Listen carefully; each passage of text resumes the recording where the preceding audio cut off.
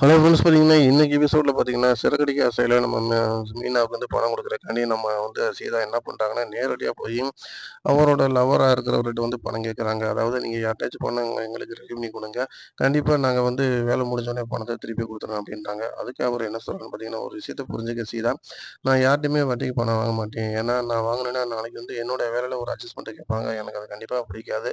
வேணும்னா நான் உனக்கு ஒரு உதவி பண்றேன். என்னுடைய பணத்த வேணா நான் தாரேன். அத வந்து நீ கொண்டு போய் குடுத்துட்டு அதுக்கப்புறம் உங்க அக்கா எப்ப பணம் குடுக்குறாங்களோ, அப்ப எனக்கு வந்து குடுத்தா போதும் அப்டிங்கிறாரு.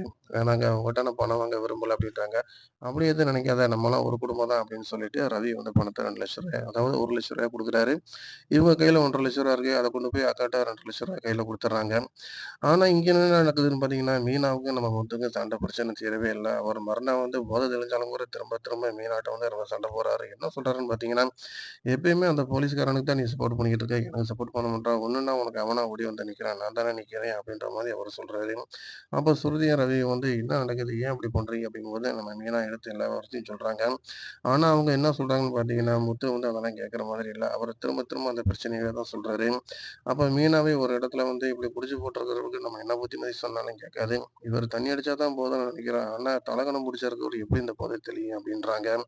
அதே நேரத்துல வந்து நம்ம முத்து கோவிச்சுட்டு வெளில போயிர்றாரு. இவங்க என்ன பண்றாங்கன்னா, ஹோட்டல்ல வந்து கஸ்டமர்ட்ட வந்து சாப்பாடு குடுக்கும்போது அவங்க 2 பேரும் கிண்டல் பண்றத பார்த்துட்டு கோவப்பட்டு என்ன பண்ணிடுறாங்கன்னா, 2 மொளகா பொடி சூப்ப கொண்டு வந்து குடுக்குறாங்க. இந்தாங்க எனக்கு இதான் எனக்கு ரொம்ப பிடிக்கும். அத நீங்க சாப்பிடுங்க அப்படின்னு சொல்றாங்க. ஏன்னா, அவங்க வந்து அவங்களுக்கு பிடிச்சத எனக்கு குடுங்க அப்படின்ற மாரி கேட்டிருப்பாங்க. அத சாப்பிட்டு போட்டு அவங்களுக்கு வயிறு வயல்லாம் புண்ணாயிரும். உடனே வந்து சத்தம் போடுவாங்க. "என்னைய கொல்ல பார்க்குறியா?" அப்படின்னு சொல்லும்போது, அப்ப அவங்க ஒரே வார்த்த சொல்லுவாங்க. "என்ன கிண்டல் பண்ணக்கு இதான் உங்களுக்கு தேவை" அப்படின்னு சொல்லும்போது, ஹோட்டல் ஓனர் அம்மாலேருந்து ரவி எல்லாருமே ஓடியாந்து என்னென்ன பிரச்சனை அப்படின்னு சொல்லி கேட்கறாங்க. அப்ப நடந்தது சுருதி சொல்றாங்க. அப்ப அவங்க சொல்றாங்கன்னா, கஸ்டமர் எப்படி வந்து பேசினாலும் நம்ம அட்ஜஸ்ட் பண்ணி போறோம்னா, அதான் அவன் வந்து அது கூட அவனுக்கு புரியாதா அப்படின்னு சொல்லி நான் சொல்றேன்னா, ரவி நீ சாரி கேளு அப்படிங்கிறாரு.